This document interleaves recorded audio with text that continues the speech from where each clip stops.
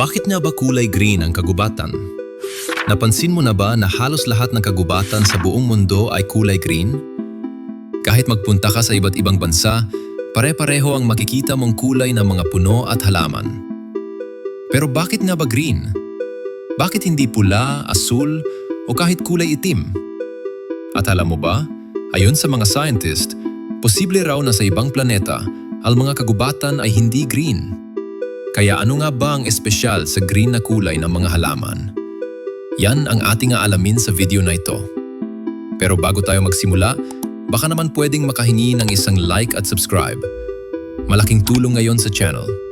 Maraming salamat. Maraming tao ang nag-iisip na green ang kagubatan dahil green lang talaga ang dahon. Pero kung iisipin, hindi nito nasasagot ang tunay na tanong. Bakit naging green ang dahon sa simula pa lang? Kung may mga bulaklak na pula, dilaw at asul, bakit hindi ganoon ang karamihan sa mga puno? At alam naman natin na hindi lahat ng halaman ay puro green. May mga halamang kulay pula, lila, dilaw, at kahit halos itim ang hitsura. Ibig sabihin, kayang magkaroon ng iba't ibang kulay ang mga halaman. Kaya bakit nananatiling green ang karamihan sa mga kagubatan?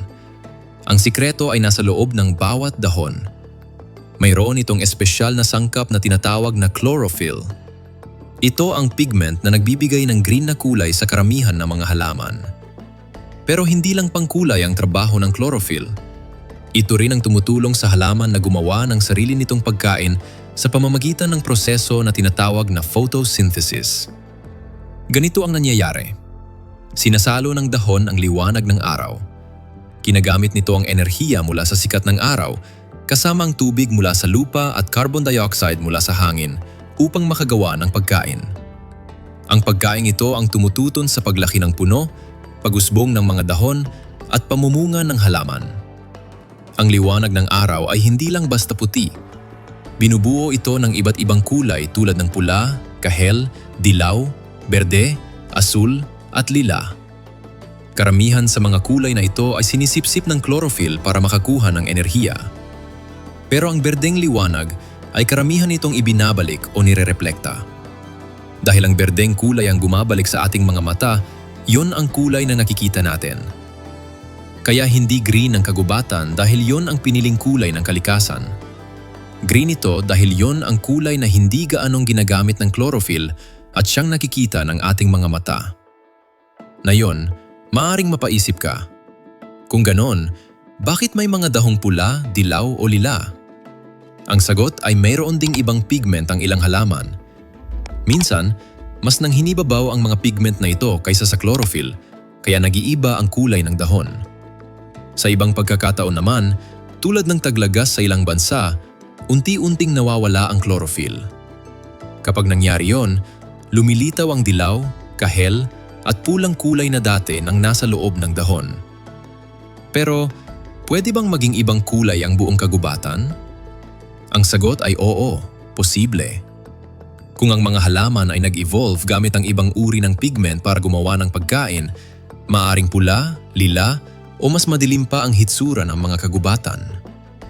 Kaya nga may mga siyentipikong nag-iisip na kung may mga halaman sa ibang planeta, baka hindi green ang kanilang kagubatan dahil iba ang klase ng liwanag mula sa kanilang araw.